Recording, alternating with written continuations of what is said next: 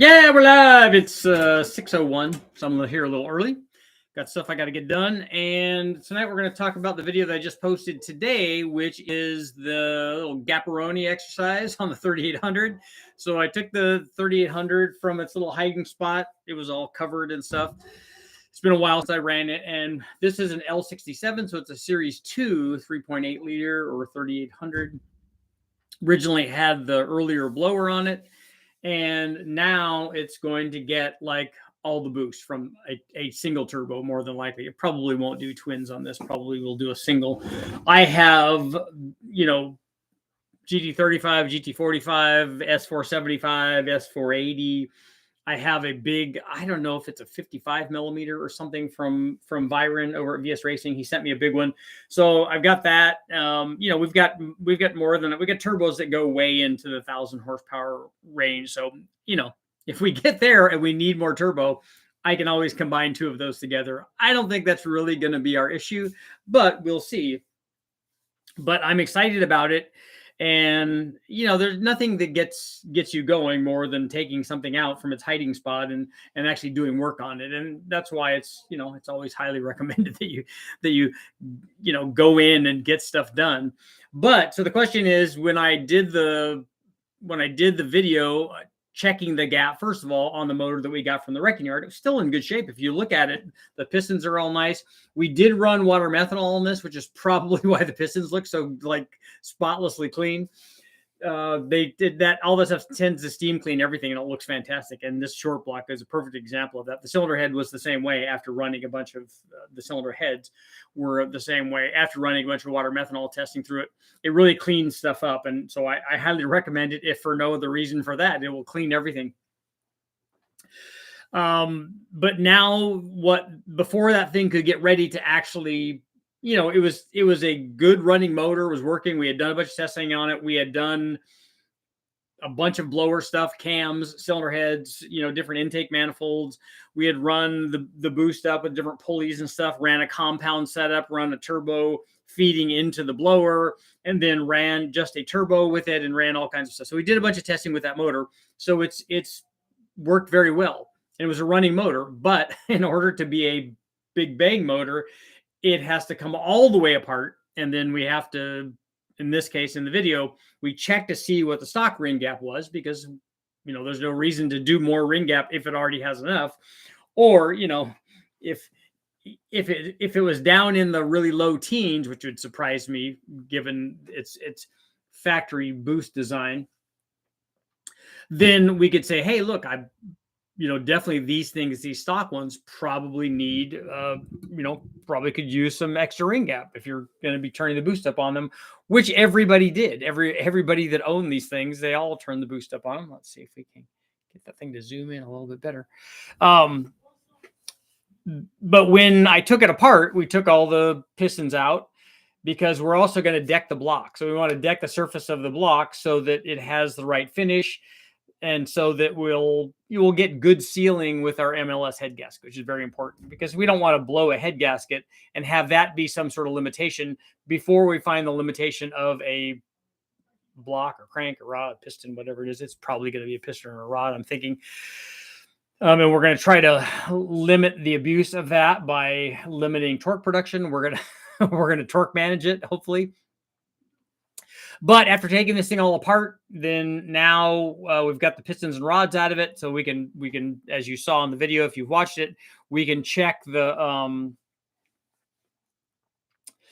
here, I'm going to go to, interesting. We can, and I checked the ring gap beforehand just to see what the stock stuff was, because I was curious, and it turned out to be about 22 thousandths on the top ring. And then the second ring was at least 30. It was a lot. And I don't think it's because the second ring wore. I had comments from other people that said, yeah, when you when you do that, when you check the stock ring gaps, they're that much. They're a lot.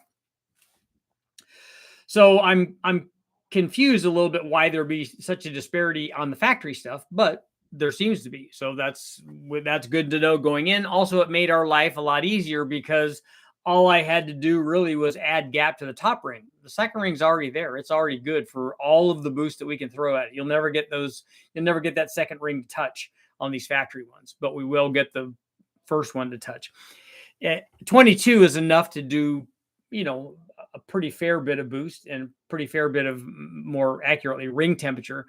But we needed more for what we're doing because we're going to turn it all the way up, and we don't want the ring gap to be responsible for breaking the piston. We would like to find some kind of power induced failure, let's say, on the motor. So that's what we're trying to do. So we put gap in them, and now it can go back together after the block has been machined, and that's at the machine shop right now. So that's getting done. So as soon as I get that back, we can put that back together, get that thing ready. And the only thing I would have to do now is I do have to get some 1.9 rockers from the guys at ZZP. So ZZP guys, if you're listening, get in touch with me, or I will try to get in touch with you next week and see about getting some rockers. And then all I have to do is a little porting on the lower intake manifold. I want to port that. Not that I'm port matching it to the heads. I just would like the intake manifold to flow a little bit better so that we can get a little bit higher NA power to start out with. And I'm hoping for 300. If we could get that, that would be very cool. And maybe it will be more than that, because then as we multiply it, we get more and more. So if we could get, if we get 300 at 14.7 pounds, we'll make 600. Although we did a little bit better than that because we're running 85 last time. But if we get 350, then that same boost level becomes 700. And then that's a better way to do it, I think. I like having a bigger number with a lower boost number. But there's a limitation to how far I want to push or try to seek out the NA power on this thing. We could put better heads on it, and we could do lots of things, but that's not really necessary. We have the boost that we need. We have the ability to turn that up and get to whatever power level we want. It's 600. If 600 plus already has happened at 14 to 15 pounds. Well, we just run 20 or 25 or 30 or whatever it takes to get us to the point where we're making all of the boost and more power than our cylinder pressure, whatever, rod destruction inducing torque, whatever the description is, to get this thing to some sort of failure mode. So I think we'll be able to do that with the turbos that we have on hand. That shouldn't be a problem. So we should be able to make good power. The other thing I want to do is we want to get a pole up here. So it's gonna be a 2-pole night. So our pole question will be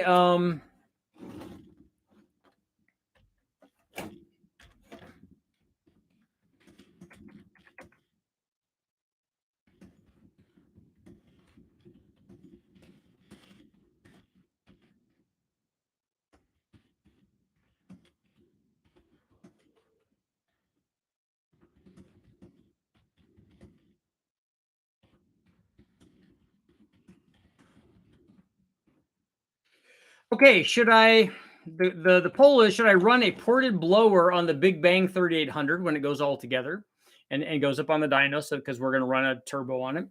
But before I do that, should I run a ported blower on the Big Bang 3800 before hitting it with boost from the turbo? Should I see, the reason I'm asking this is, do you want to see, like, okay, let's say we ran 10 pounds or whatever, 12 pounds or whatever the number is from the blower that we can get out of the blower on this combination. If we ran that boost level with the blower, and then we ran that matching boost level with the turbo, that always makes for a good comparison. How much more power did the turbo make? Because it's going to be a substantial amount at these power levels, at these boost levels. But it would be an interesting comparison. So same air fill, same timing. The one thing that's going to happen though is the blower is not going to have an intercooler, because I don't have an intercooler. We borrowed it from JPL, I think, who was nice enough to let me use that for the testing way back. So would you guys want to see a run with the blower before we run it with the turbo? So that will be our first poll, and then we'll have another one later on the on a 4.6 2-valve modular Ford. So I'm surprised we only have 2 comments so far, unless something's going on with the live feed. The timer on the live feed seems to be clicking at 5 or 6 seconds at a time, which seems odd to me. Well, we're at 100% poll, which is good. I think it's good. More data, obviously, as we say, is always better.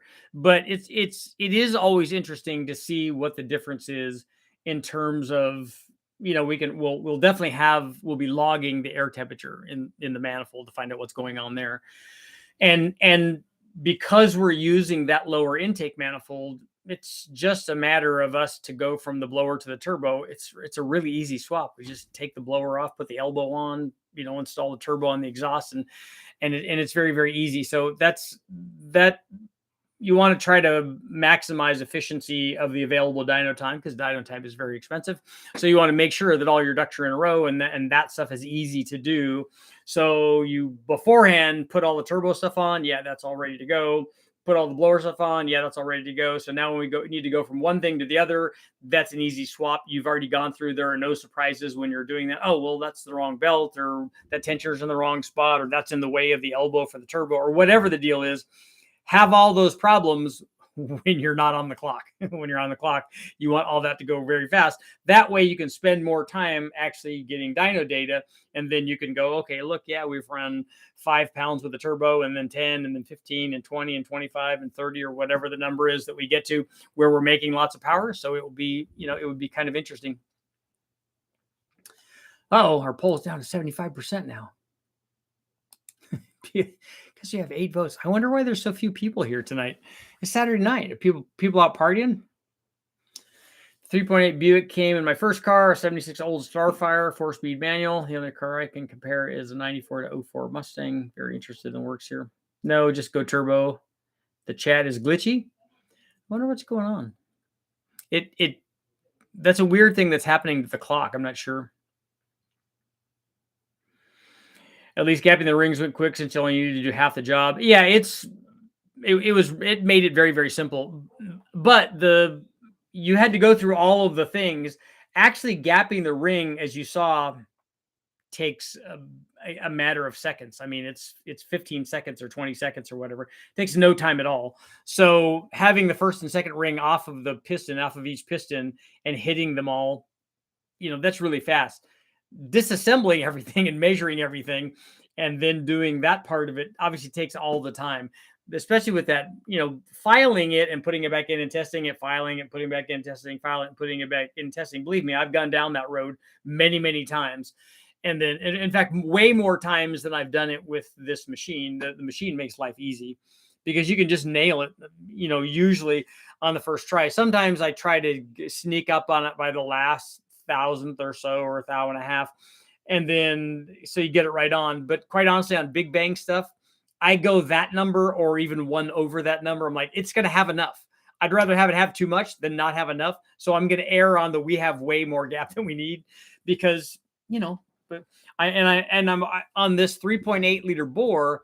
I did something that I don't normally do. I was only shooting for a 26 number. Normally I would be, hey, we're going to go 28 to 30. So anywhere in that range is going to be fine. But I actually went for a little bit less on this, so that we didn't have all that blow by problem. Yeah. My tool is the hand crank. We have those at Westech too. I've put the flat file in a vise and done it that way. I've done whizzy wheels too, where I just, I'll hold the ring and hit the whizzy wheel, and we'll just, sometimes you got to do what you got to do. That's really hard to get 1 or 2 thousandths off. So you got to kind of nail it, right off the bat to get the whizzy wheel thing to work. You can take off a lot, especially off rings that are not very, because some of the rings take more time to get material off of them. Some of them are fairly soft. But the hand crank thing was the go-to thing forever. I mean, and that works. The other thing that we've done with the hand crank one is we've taken off the handle portion of it and then just chucked up a drill on it and done that too. That speeds the process up a little bit. But again, it goes a little bit away from the precision side. Just, it's all good. Just send it. Yeah. No, not with ring gap. You don't want to do that. I've broken too many things. Is Nitrous bad to run with a custom turbo grind camshaft on an LS? No, it doesn't. The Nitrous doesn't care. It doesn't know what your camshaft is, and quite frankly, does not care.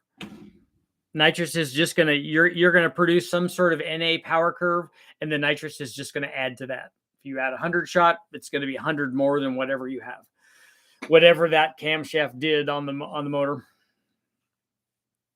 No, it won't. It won't hurt it at all. It doesn't know. You can run it with a stock cam. You can run it with a truck cam. You can run it with a turbo cam, an NA cam, a nitrous cam, a blower cam, a really radical cam, NA cam. It doesn't matter. Nitrous doesn't care. Oh, Chris, once you've got the gap, yeah, no, that makes sense. Gap my rings with the with the angle grinder. Oh, there you go. Doesn't take very many spins of that thing to take off some real material. 620 lift with a 116. That's fine. That doesn't really tell me very much about the camshaft, quite honestly. The duration would tell me a lot more. The 50 numbers would tell me a lot more about what the cam's going to do and kind of where it's going to do it. But the OG LC2 people want to see if the 3800 is superior. They want to see if it's superior to what, Ivan?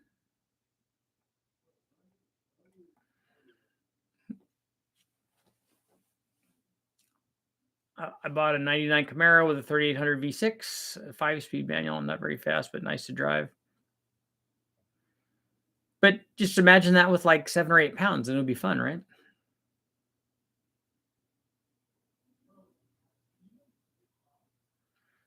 Chris, you got a 6-liter turbo, Cali's internals, hoping for 1,000 wheel horsepower.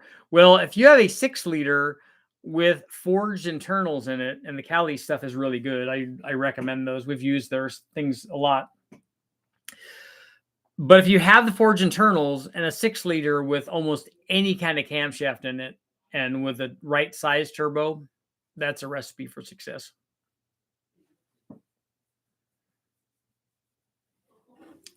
$230. Yeah, that's not the cam I would pick, but it will work. Anti-turbos being considered. How cheaply can you do it? Well, you can use the 2-bar map sensor from the 3800 from the wrecking yard. I don't think that those injectors will be enough. You're going to have to get some kind of injector. I don't know about the factory ECU. I don't know about the tuning on that. But with 7 pounds, you probably could get away with just an FMU if you wanted to do it on the cheap. And then a turbo is really cheap. I was just in the motor, so didn't know if I could spray it or if that cam wouldn't work with it. No, it will. The nitrous will work with any camshaft. It doesn't really care. It will just add to whatever's there. And I tell people all the time, yeah, the camshaft that you have, that's not the best cam, but it is if you have it and it's already in your motor and it's running around. That literally makes it the best camshaft. Summit turbo cam, 600 intake, 500 exhaust or 580 exhaust, 3 fuel pumps, fuel tech running it through a glide. Okay. Yeah, 1,000 wheel horsepower. If you have it sounds like you're putting the right kind of transmission behind it, because it's pretty easy to get the power, but getting the other things that go along with making that kind of power, like a transmission, a drive shaft, a rear end, suspension, fuel pumps, drivers, all that, is very important. Pretty easy to make power anymore. You know, when you could throw something together and have it make 1,000 horsepower. If you have 1,000 horsepower in your street car, even your strip car, you got to be pretty mindful of what's going on. Ivan,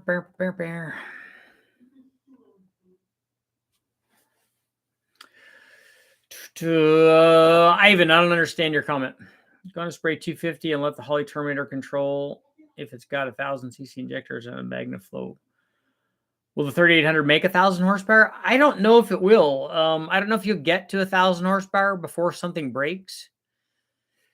I don't know. We're starting out at such a low power level that, you know, it would be kind of like starting out with a stock 4.8 and then trying to get 1,000 there. It's just going to take a fairly high pressure ratio to get there. So I don't know. I don't, and it's harder to do it with 6 cylinders than it is with 8 cylinders because the flow rate of the intake manifold. We talked about that earlier on the previous live feed. So I don't know. I don't know if we get there before we break something. It is a split pin crank, and it's the rods. Obviously, they made them beefier. I think the L32, I'd feel safer or are a little more confident running the L32 version rather than the L67 version. But the L67 version is the one that I have right now. Maybe the L32 would have a better chance, but we'll see. I mean, 600 was pretty easy. And I think that, what was that? I don't think that was 500 foot-pounds. I mean, I think it was more than 500 foot-pounds. I don't think it was 600 foot-pounds.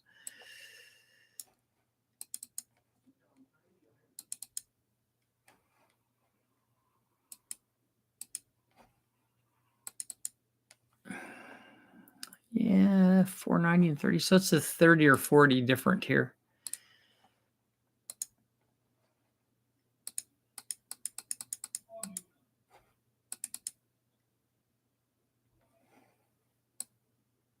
So at 14 and a half pounds, we have 613 horsepower and 555 foot-pounds. So I like that better. I like that we're making peak.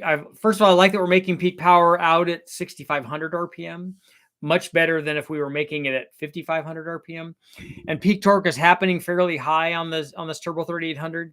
Peak torque's happening at 51 or 5,200 RPM. So I like that. I mean, it's a real short runner intake manifold. Going to spray 250 and let the Holly Terminator control it. It's got 1,000 cc injectors and the magnet fuel pump. Okay.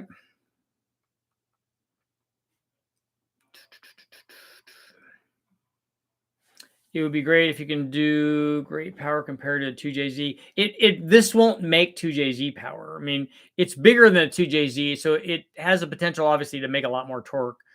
But it's not going to make what I've seen guys make with, at least with stock blocks. Now, I don't know how much they're making with a stock bottom end. I actually haven't seen that I know of like 1,000 horsepower 2JZ stock bottom end stuff. So if people have, let me know. They are impressive motors. They're 4-valve deals, so they're, if you put ported head and cam and the Grady style short runner intake manifold on it, that part of it will make a lot of power. I just don't know how strong the stock rods and pistons are.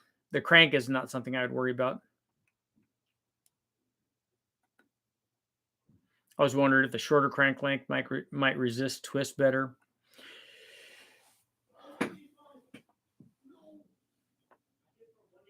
Well, what do you think boost wise you'll put in the 3800? We'll just keep turning it up. We've already run 15 pounds on it with the turbo, and it was over 600. So we'll just keep turning it up until we find out what the breaking point is. But we'll try to have a rising curve rather than a flat curve so that we can limit torque production. We just want a big peak power number. So what is our poll saying? Should I run a ported blower on the Big Bang 3800 before hitting it with boost from the turbo? 73% saying yes. 27 don't care about that. They just want the turbo thing.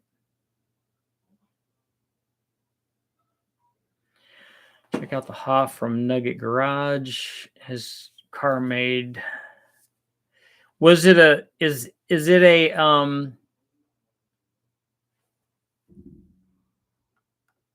Chris, is 1,400 wheel horsepower? It's a stock block, right? That wouldn't surprise me. And is that the 3,800 stock block or the 2JZ thing?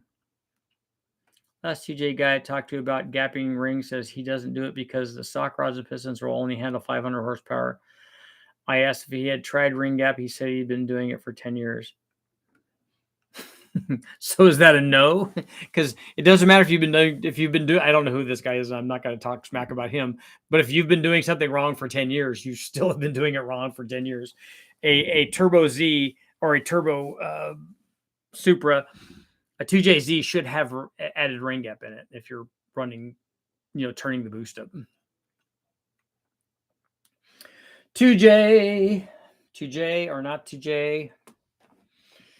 As everyone knows, is to bluff. You're probably playing cards.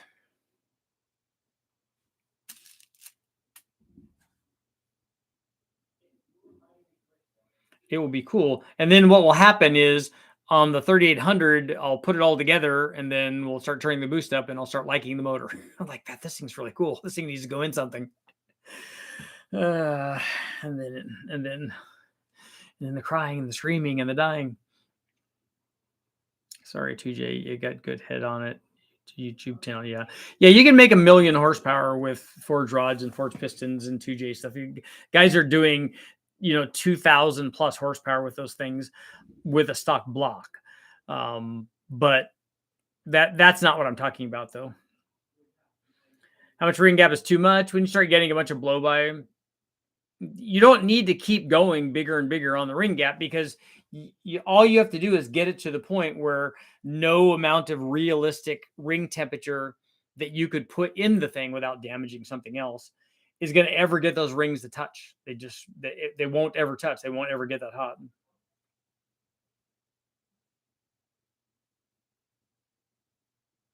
Stock bottom end 2J is like 1,500 with a crank and forged internals, but that's not a stock bottom end. A stock bottom end is all the stock stuff: stock block, stock crank, stock rod, stock pistons, original rings with just gap. That's a stock bottom end. Unless that's what you're saying, that somebody has made 1,500 horsepower with a stock bottom end. You guys here in Australia making over 700 wheel horsepower with stock pistons and rod L67s. I'm hoping to see 1,000 horsepower. It would be cool. I'd love to see it. Oh, James, poll questions blank. Move your mouse around and see if it comes back in. The poll question is, should I run the blower on the Big Bang 3800 before putting the turbo on, just to see what it does with the supercharger?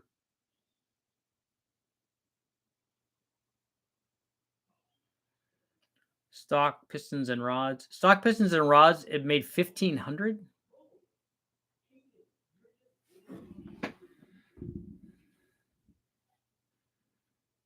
Oh, probably 700. I was going to say that just seems like a lot, because stock rod and piston and crank and block 2JZ, what's a stock one of those? What's an NA one of those going to make? They always run low compression in those. Is the 3800 going to be compound or just turbo? No, the blower would just be in the way for the Big Bang.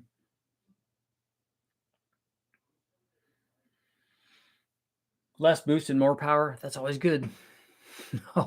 Although more boost and more power. And that's what this is going to be. It'll just be a lot. The nice thing is we have way more turbo than we need, and we have way more intercooler than we need.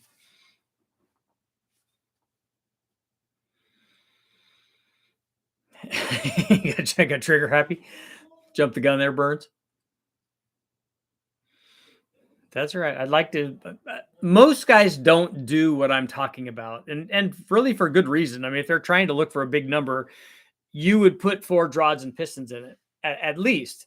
And guys that are looking for 2,000 or 2,500 or whatever numbers they're making that are silly numbers, they have the best of everything in those, and as well they should. They have a stock block in it, but they have good stuff in it, and so they can run 1,000,000 pounds of boost. Because let's face it, on a 3-liter motor, what are they starting out NA? Even if you got them to 100 horsepower per liter, which is easily possible, even with low compression, you should be able to do that. But if you multiply 300 horsepower out, even if it's 350, you start multiplying that out, it takes a lot of boost to get to where they're eventually getting to. We take to the limit. What do you think will be the limiting factor? I think, yeah, Chris, the idea is to take this thing all the way out and find out what breaks. So we'll take it to whatever the ultimate conclusion is with either it's going to be a rod or a piston. And I don't know. We don't know what the limit is. That's why we're doing it. 2,000, they go, with billet blocks. They don't use the stock blocks at 2,000. Start a contest to guess how much boost to make 1,000 horsepower on the 3800.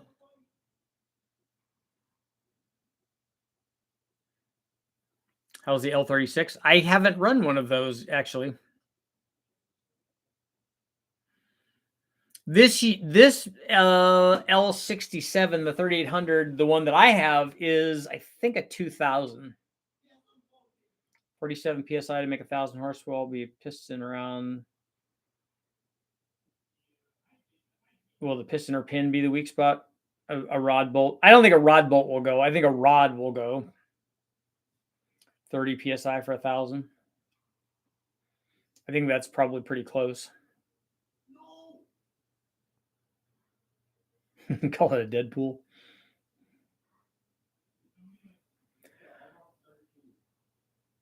Always bugged me that you guys ran out of map sensor on one of the big bangs. There's been like 6 or 7 of them, but on the Gen 4 6-liter. 33 psi.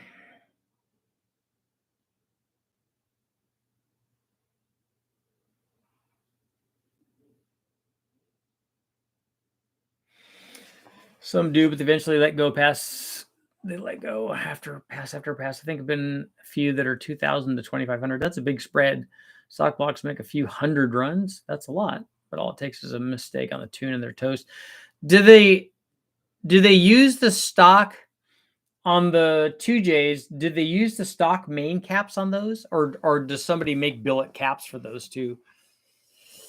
Mid 600 with 14.5 pounds, so 30 should be close. Yeah, actually, you would think that 900 would be at 30 psi, but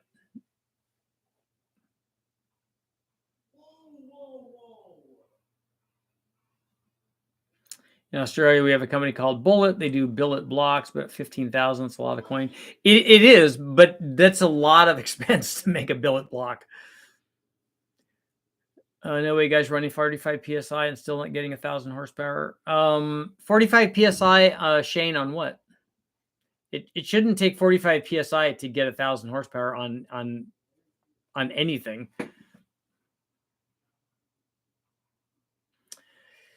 They use billet caps and main girdles. Okay. 45 pounds of boost on 3,800. No, I don't think we need to do that, Dan. I don't think the stock one is going to take that much. The last couple PSI starts getting diminishing returns. Yeah, 45 pounds of boost on a 3,800, unless they were doing it like on a bone stock one, it's going to be a lot less boost than that to get to 1,000 horsepower. Richard, you mentioned cam limitations because of piston to valve clearance. Have you upgraded to a 5.3 with pistons to do bigger cam testing? I don't. The ones that I have now all have the L33 has stock pistons in it. The 4.8 has stock pistons in it. The L86 will have aftermarket pistons in it. But I haven't tried to make really big power with a 5.3, like with a flat top that has valve relief, so we could put a lot of camshaft in it.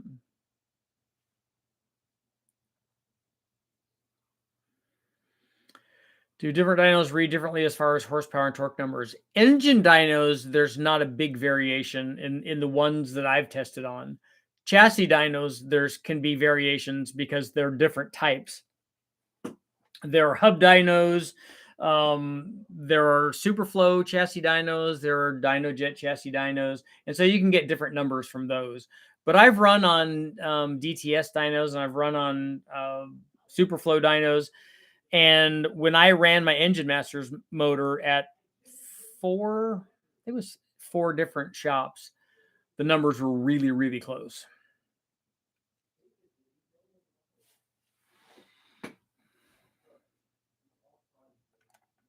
But big difference between an engine dyno and a chassis dyno. 77% saying yes, run the blower on there before you do the turbo.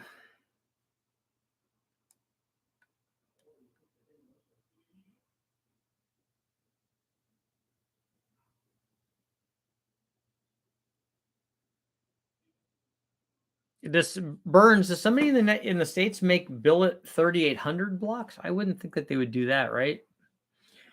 I know Mahovitz does the billet coyote blocks, and I think the other modular place does those too.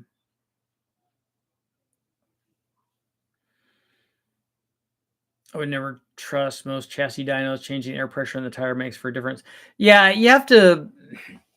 Whenever I'm using a dyno, whatever dyno I'm using, even using the same dyno over and over again, I still don't like to go back. I've done it in videos, but I wouldn't do it for actual data. I don't like even trusting or comparing stuff that we ran a long time ago to stuff now. And I definitely don't do that on a chassis dyno. I always look for comparative data that day that I'm there testing. If we do it and what I'm doing takes multiple days, which is not uncommon, we always do a rebaseline at the beginning of the day to make sure that, hey, and I leave it like we make polls that night, and then we wake up in the morning, and then we make polls in the morning, and then make sure that we've made no changes to it. Is it doing the same thing? And it has to do the same thing. Otherwise, the new data that you're getting is not accurate. I have open wheel modified and was told they would be the same as the chassis dyno because he took away for that in the dyno.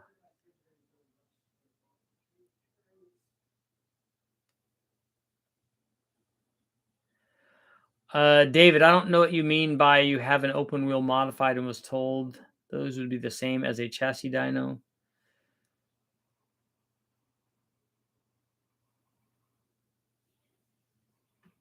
I know some of the 4G63 guys are 60 pounds boost. Yeah, there's some of them are a lot, and the Honda guys are doing that too. Pistons are cheaper than heads, but how far behind beyond the 500 to 540 would be gained with more cam? We could get more, I think, with a custom cam, but I think I'm going to be looking somewhere else besides that.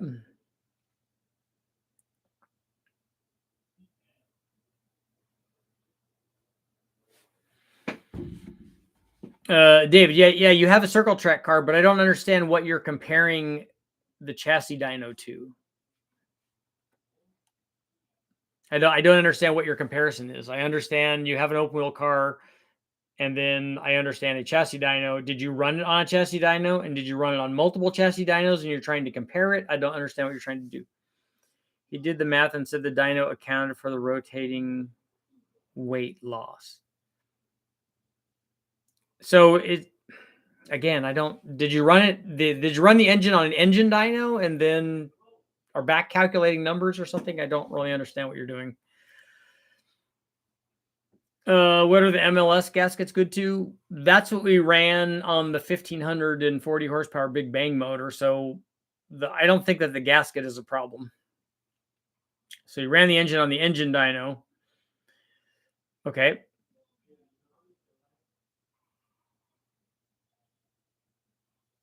Yeah, and there's a conversion for that's not accurate.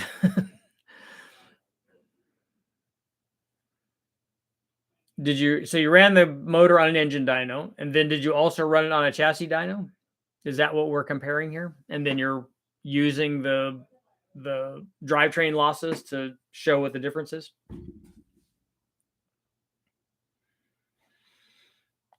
So we're at 79% running the blower.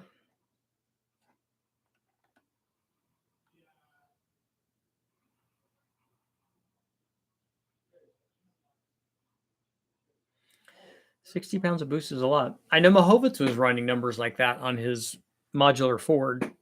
He was making lots of power. So I'm going to actually close out this poll at 79%, saying that yes, run the blower. We're going to have another. We're going to have another one.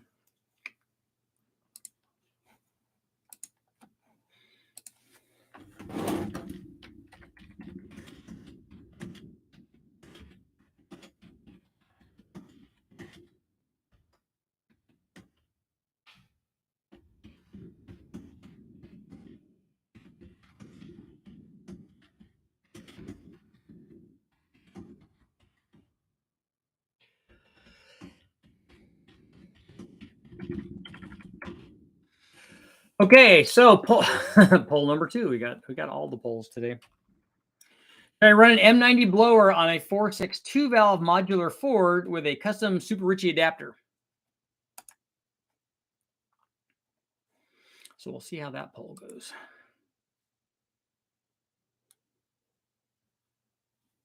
NASCAR tested some of our engines on a chassis dyno, which sink into third gear and lose 15 horsepower.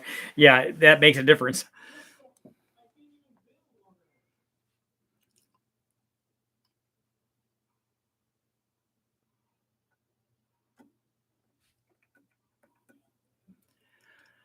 Will ARP head studs distort a stock 799 heads? No, not if you torque them to the numbers that ARP suggests.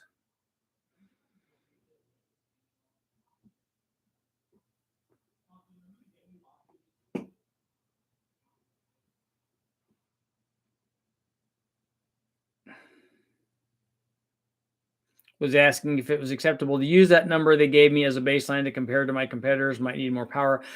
You shouldn't do that, because you shouldn't ever listen to what your competitors are not going to tell you the truth about the numbers that they would get from the dyno. I certainly wouldn't. I wouldn't give you an accurate one. I would either give you a way overinflated one or a way underinflated one. I wouldn't give you an accurate number. Yeah, they're either sandbagging, saying, "Oh no, mine only makes 250 or whatever the number is," or they're bragging, saying, "No, mine makes 612," just to throw you off that you're not making anywhere near, and then they make you worry, and then also make you go spend money trying to chase a number that's not really in existence. So yeah, don't whatever racers say, don't believe them.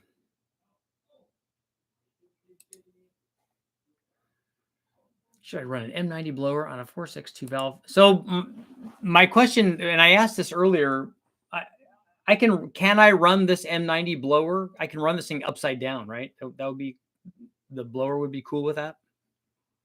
Because if that's the case, then I could do something clever and I can make the custom, like I can make a fabricated version of that Ford Racing intake manifold with long runners to make the extra torque.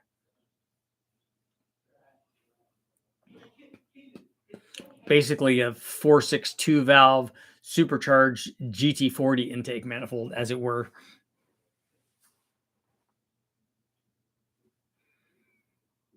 That's the stock cam with an exhaust leak and a misfire. That's right. You always pull one plug wire off, give it the cami sound.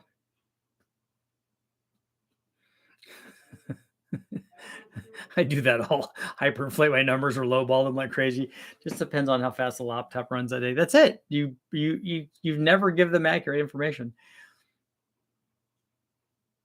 Do you know if the 4.3 Chevy Marine blocks are Siamese bore? I don't know. I don't know that I've ever seen a Marine block.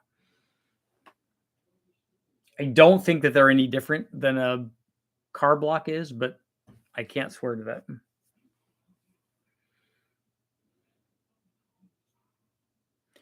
We have 600 horsepower, 475 foot-pounds, but I have been to a competitor's chassis down run, and he was close to those numbers. Was he close to those numbers at the tire, and you were making that at the flywheel? Because that would be a big difference. My suggestion is to not worry about numbers. Worry about what the car's doing. If you both come out onto a straightaway and he motors away from you and he doesn't get off the corner better because his chassis is set up right, or the driver knows how to drive, and he just pulls away from you on the straight, then you have a power problem. If he doesn't do that, then don't worry about the number that you're seeing on the dyno.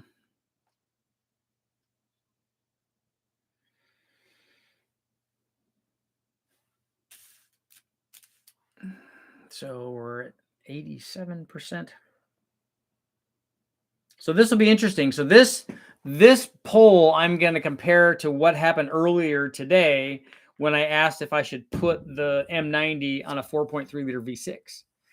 So I'm seeing if more people want it on or a higher percentage want it on the V6 versus want it on the modular Ford. Of course, the current people here are gonna skew that poll a little bit. Breaking the hearts of Subaru owners since 1994. Yeah.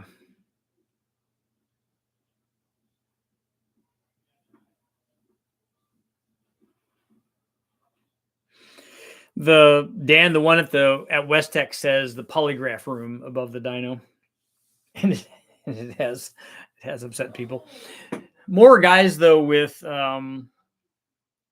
I have to say there's been more than a few guys with classic muscle cars that have run on the chassis dyno that realize their their muscle cars like a modern muscle car makes a lot more than theirs did. But that's all okay though.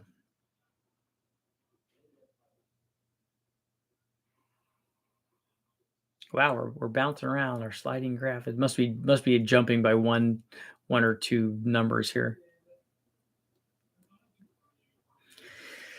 I like dynos they have lower numbers. Yeah, it's better to under promise and over deliver.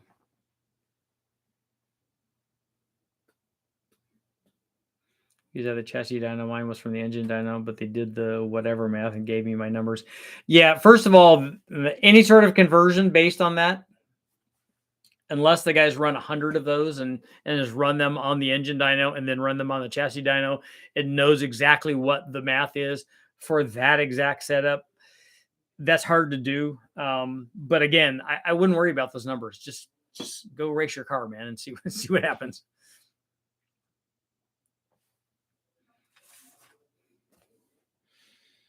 Show up and see what happens.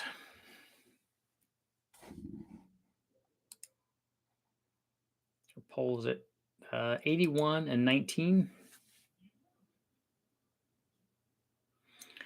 I prefer car scales and a draggy if the engine's of the car, then do the math. Have you ever broken main caps on anything? I haven't. I have had incidents with main caps. Most prominently that one of them I found in the oil pan when we started the motor up. It had low oil pressure, so we dropped the pan on the dyno to find out what was going on, and the main cap was sitting in the pan, which is not good. And then a few of the other ones were also loose. They were never tightened. This was something that was built by a shop, and then we were running it. Yeah, but we put it together. We tightened everything up, and it ran fine.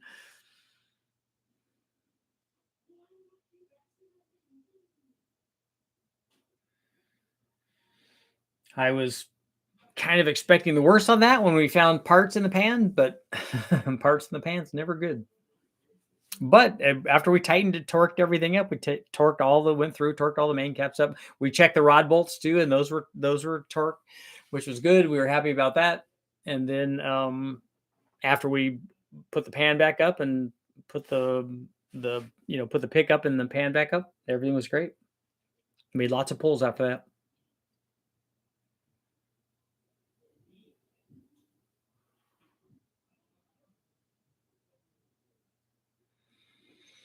Dan, do you guys run draggies on these race cars? I've seen guys run them a lot on street cars. Jimmy has one on his NSX, and that works pretty good. It was spot on with what the drag strip was telling him. It was impressive. It gives you a lot of data. It's a very, very advanced Vericom, basically.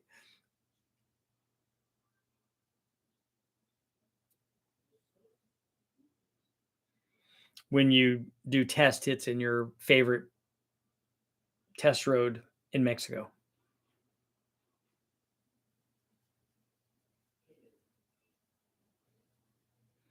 Yeah, the data is really impressive for that stuff. I made sure when Jimmy took his NSX to the track, I said, "Look, run the draggy for one of the passes, and just see how it compares, so that you know that when you're launching it and doing the things that you're doing on your favorite test road in Mexico, that it is accurate."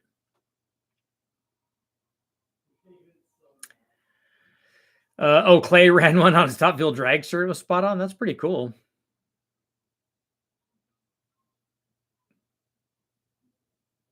you're not going to get a better salute to the performance of that thing than a top fuel car.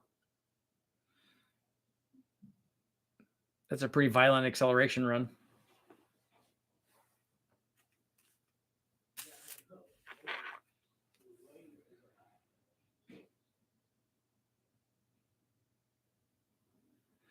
I'm pretty happy with, in looking at the pistons on the L67, pretty happy with those. I think those are pretty stout. I'm thinking it's going to be rod and something lets go. I'm thinking connecting rod.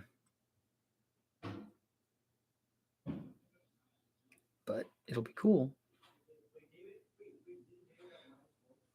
The other thing that helps these things make a lot of power relative to the boost level is we'll run E85 on this, I think, and rather than race gas. But also the fact that when we start turning the boost up, we run ice water on these things, and the the turbos love ice water.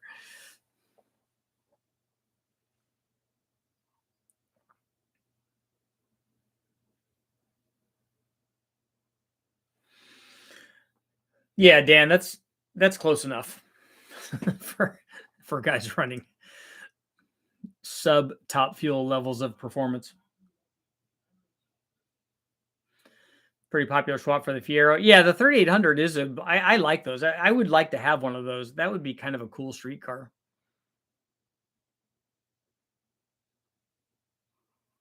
0.01% correction factor. That's pretty good. I would take that.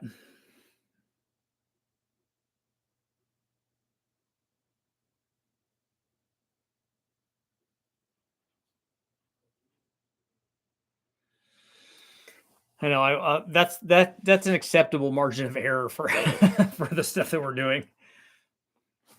Hickory, you don't want me to tune your truck. I'm not a tuner.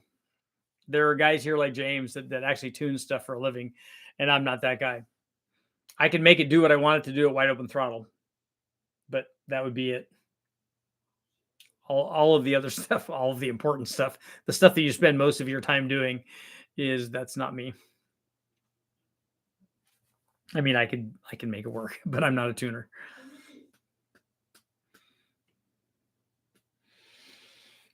Yeah, I agree, Burns. The level of data logging and information that you can generate for stuff that's in the car. I remember the first time we put an Edelbrock, what was it, quick data or something in there. Wow, this is like all the information in the world. Now the stuff that they have is just amazing. Have a camera that follows you around and GPS and tells you that you're not full throttle when you thought you were full throttle. It's just really good stuff. Rather run the 4.3 in the Fiero. Displacement is king. Most guys have traction problems with the supercharged stuff or a turbo thing. 09 Tahoe, LC9, DOD delete recommendation. Don't want to spend money on a torque converter.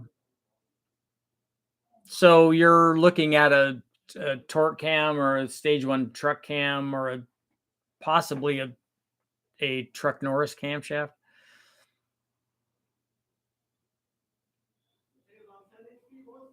Tuning is more important than wide open throttle. Yeah, the wide open throttle is like 3 or 4 pulls. It takes nothing.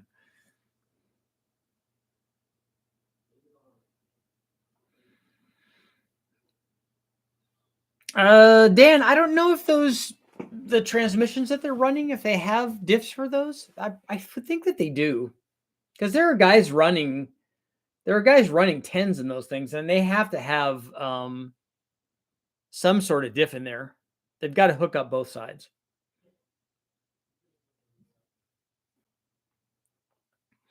Yeah, Dewey, if you go much bigger than that on the camshafts, it's gonna run better with a torque converter. You might, if it depends on what you want to do, but you could also put in the converter from the 4200 in the 6-cylinder. Somebody also said that that maybe the 4.8 has that converter too.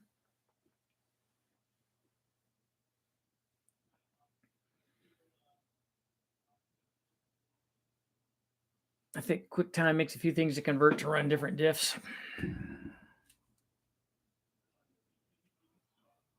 And are they running that? Are they running the 4G63 or whatever? Not 4G, 4G63.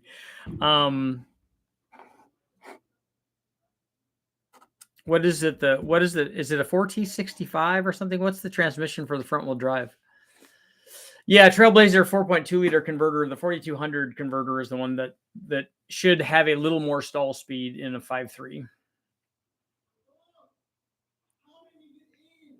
The draggy computers are a 4T65. Okay. And I think that doesn't Brandon do some conversion for that? Doesn't he run the heavy duty version of this so you could run that on the 3800? Or is that bell housing different for the V8s that they're doing that on? So 86% are saying yes on the blower on the 462 valve. Where's Admiral when you need him? He could bring those numbers up. Those are rookie numbers. We were at 96% on the 4.3 liter V6 this morning. So we got some work to do on your percentages.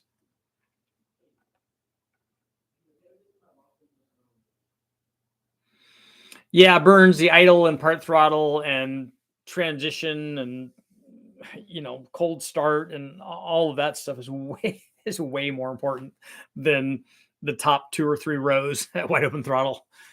That takes nothing. And especially if I go crazy and go to the big map, that gives me lots of resolution. So then I could make it be the goal for a long time. Sometimes when we're just goofing off, we'll watch the airfield meter. And it's a digital readout. So it says 13.7 or 13.75, not 13.7, 12.75, whatever the number is. And so the goal then sometimes when if Eric is there, Ish is there, or Ernie was there, and I tell them, okay, I want that to be, we're running a boosted deal. I want that to be 11.7, and I don't want to have to look over it at more than one time. It just needs to stay at 11.7 the whole time, all the way through the run. They're like, okay, I'll go try to make that happen. Give me that 11.7 or 11.8 or whatever. Yeah, we go to we expand the map so that we have more resolution in between. So that, because what always happens is when we run the normal map on the Holly, then we'll get a dip or a spike in between the two, RPM numbers that we have. We'll go from 6,000. Let's say we'll go to 5,000, 5,500, 6,000, 6,500, 7,000. And then there'll be a 5750 number or a 5250 number that has a spike or a dip. And you can't cure that because you only have tuning cells on either side of it. So then you go to the expanded map where you can zoom in on that middle part and then bring that up or down, whichever you want to do. It's easy. You're just adding or subtracting fuel, but you have to be able to do it on the right cell.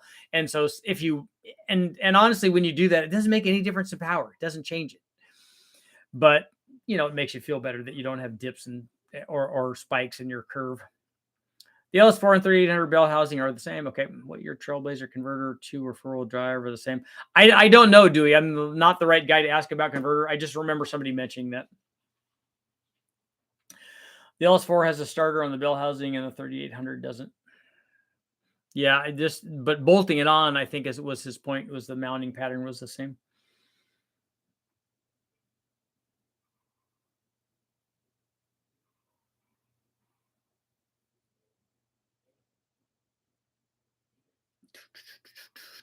Roy, what's up? And we have one more minute. And so we're at 85%, 86%. So we'll end that poll. Those are both positive polls, I guess. Those are good.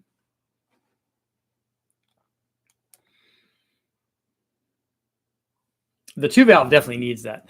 But the ideal thing for the 2-valve would be to flip the blower over and then make a box and then make tubes coming off the box. And then they could just go right over, and they could go right over to a factory aluminum 462 valve flange like I have that I made my manifold out of, that already has the fuel rail or the fuel injector provisions there. It already has the openings for the fuel injectors.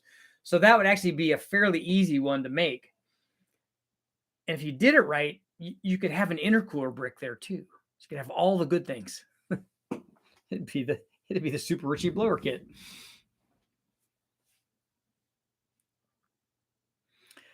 I seen that video on that Richard, the guy who does the rear-wheel drive and LS4 stuff only.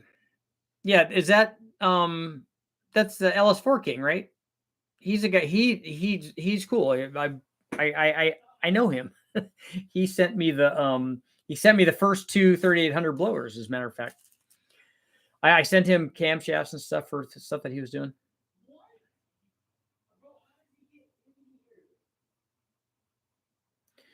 LS4 King makes the oil pan to solve that. Yeah. Allen Engineering did it. Yeah, that's him. Yeah. No, he's good. Yeah. He's good peeps.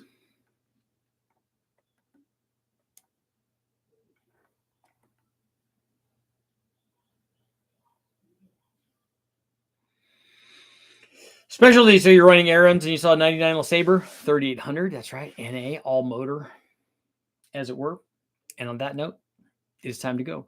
Hopefully you guys all have a good weekend. I'll be back tomorrow. Next video going up is, I think, the individual power gains from the long tube headers. We did 1 3/4 versus 1 7/8. We did a camshaft. We went from the truck Norris to the hot rod cam. Did the radius entry, went from 706 heads to the 799 heads. And so we'll get to see what each one of those things are worth and find out which one of those you would actually do to make more power. And on that note, I will see you guys all tomorrow. Bam, bam, bam, bam, bam.